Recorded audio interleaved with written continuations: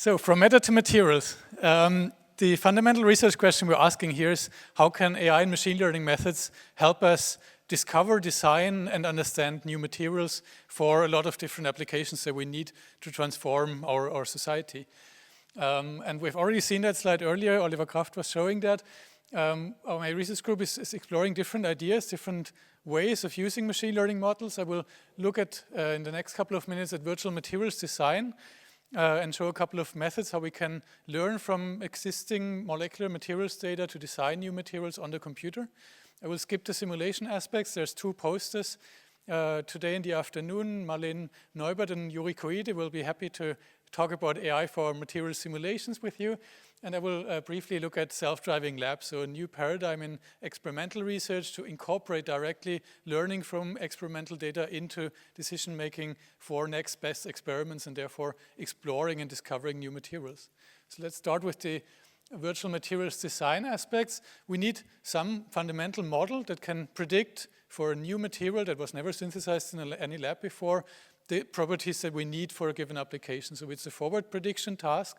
And currently, the best models, the state-of-the-art models, are graph neural networks, very similar to what we've heard in the last talk. Here we exploit the fact that materials on the fundamental level consist of atoms and chemical bonds. So we can represent that as a graph, with the atoms being the nodes, the chemical bonds being the edges. It's a geometrical graph because these atoms are in certain geometric arrangements. And we can then use graph neural networks to predict the properties of given new molecules and materials. There's benchmarks. Here on the top right, you see the MudBench benchmark organized in the US by the Materials Project, where there's different tasks, different materials properties, and different data sets where these properties are tabulated. And you see that some of the models we're developing here at KIT show some of the lowest errors. How do we achieve that? We achieve that by feeding in more information about the physics, the underlying symmetries, the underlying geometry, into the graph neural network by not just leveraging what you see here at the top left, the normal graph neural network message passing that learns different new node and edge and global representations, but we use what's called the so-called line graph, where we go to higher order graph features, so we can feed in more information about angles between chemical bonds, dihedral angles, and so on, into the graph neural network to help the graph neural network learn better how the atoms are arranged in space, how they interact, and how they then form the properties that we need to predict. But if we talk about materials design, what we want to do really is like invert that process. Go from the desired target properties back to the material that has these properties. So having a generative model that predicts the materials given the target properties would be what actually solves the design task. And also here we just heard a discussion about generative models. We have seen the whole development evolution in the last couple of years from early variational autoencoders over GANs all the way to diffusion models in the last 6 to 12 months in this area. A lot of people were looking into Bayesian flow networks, where we basically don't learn the diffusion or the denoising process directly, but we learn a distribution that then can be used to denoise. And also here, some of the models we are developing in my team are achieving state-of-the-art performance in this inverse task, where we feed in basically what the property that we want to have is, and we get out, or we can sample new materials that have these properties that we can then confirm in experiment. But we are also scientists. We don't want to predict good new materials for applications, but we also want to fundamentally understand why are these materials good for certain applications, why do they have the properties that we need. And that's then tangling with the area of explainable AI. We want to understand the models that we have. This is very often done in a post-hoc way, so we train models for inverse design or for predictive tasks, and then we try to open that black box. And this is very often a bit cumbersome and leads to a trade-off between how accurate the model is and how easy it is to understand and explain that model. Here we are taking another route. We're trying to develop a graph neural network-based model that is on the fly, intrinsically generating explanations. I will show in the next slide how this works.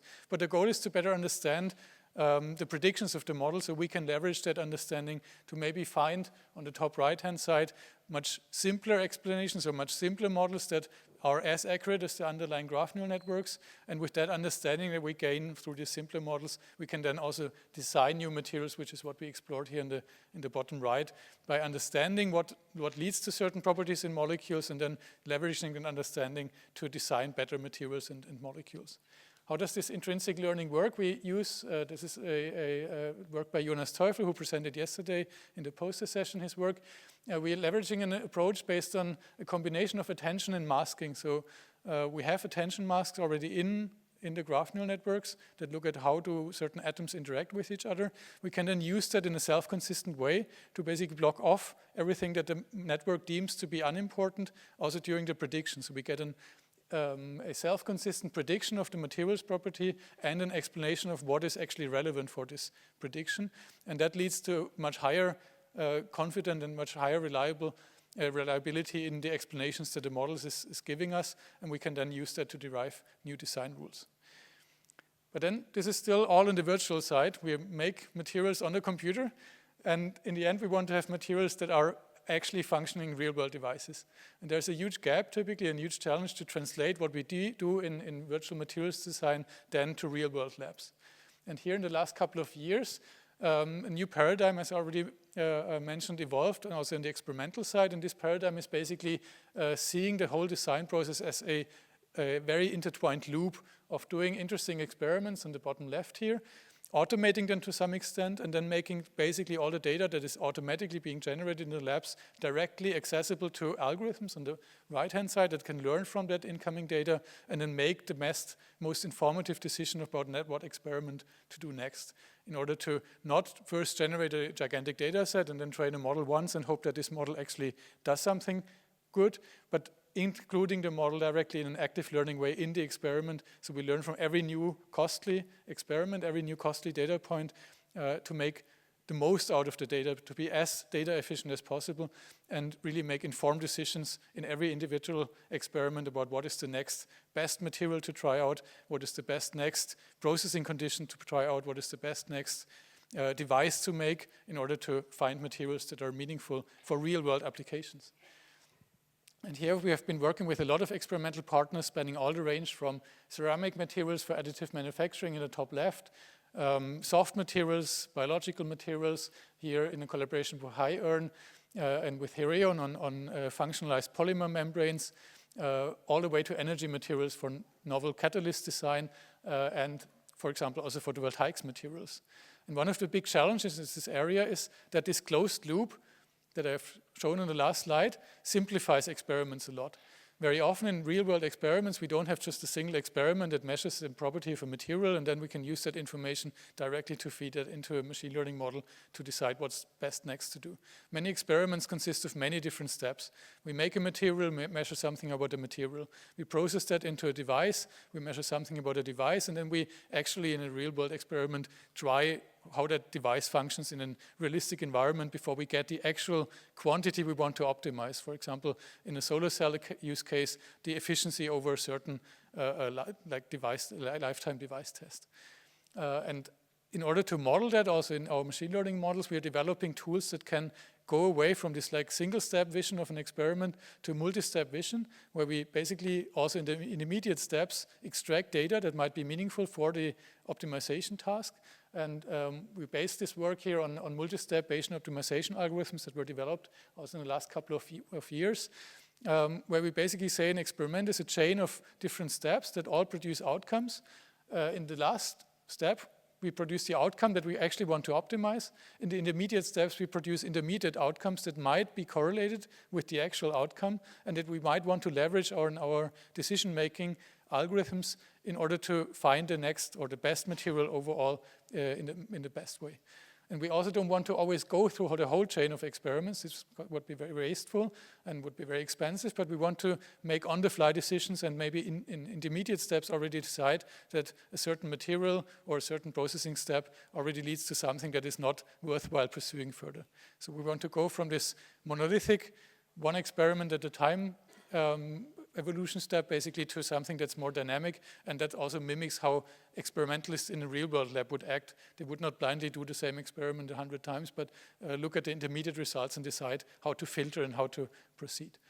And here Luca Torresi, a PhD student in my group, was developing an algorithm that can leverage this intermediate data based on similar ideas as normal Bayesian optimization. We could show that what you see here is the distance to a global optimum in a certain optimization process. On the y-axis, on the x-axis is the experimental cost that is associated to reaching that optimum. And you see that random optimization in gray is our baseline model. Normal Bayesian optimization that always runs the whole experiment and only looks at the last optimization objective is the red curve. It's much better in reaching the global optimum faster. And this multi-fidelity Bayesian optimization approach that leverages all the intermediate steps is beating here our baseline models. And we're now trying to incorporate it in real-world experiments to make them more data efficient and to really measure what is relevant.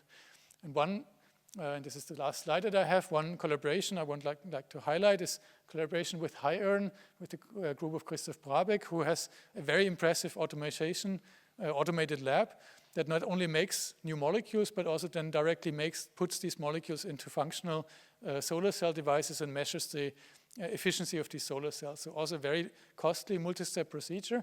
And we could show here in the last couple of years in this collaboration that we can leverage all that adaptive learning, on-the-fly learning from the experimental outcomes to explore a very large material space. We have a space of more than 1 million possible molecules. We, of course, can never make 1 billion solar cells and try out all of them. And we could show that with this adaptive learning approach, with just 150 measurements, this is still a very impressive number. And it takes years, even with the automation, to make all of these solar cells. But with just 150 out of this 100 million molecules, we could achieve a almost world record solar cell in the area of perovskite solar cells. With this, I'm at the end of my talk. I would like to acknowledge all the great work done by the people in my group, and I thank you for your attention.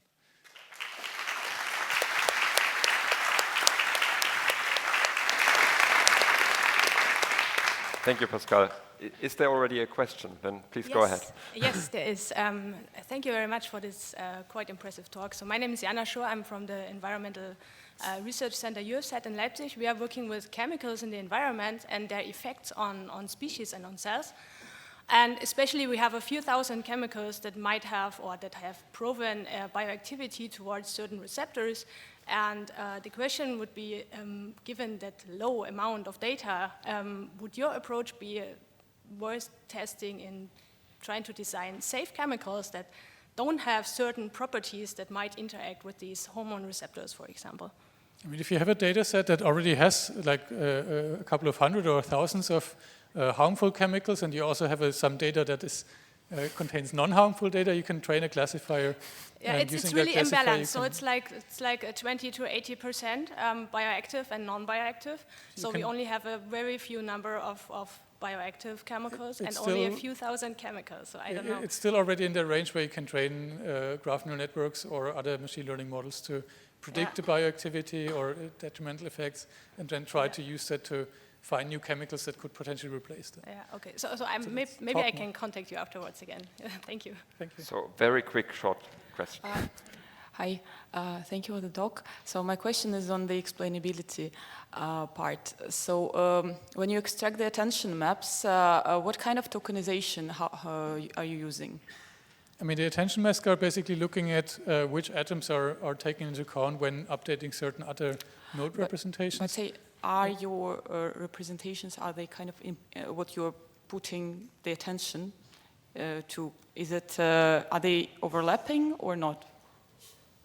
I mean, the attention is like basically on the graph sense, it's basically a node-to-node matrix. So every node receives certain attention from other nodes. But they don't overlap with each other. Unfortunately pushing this into the lunch break, which is supposed to be start now, but we will have one last talk. So thanks, Pascal, first of all.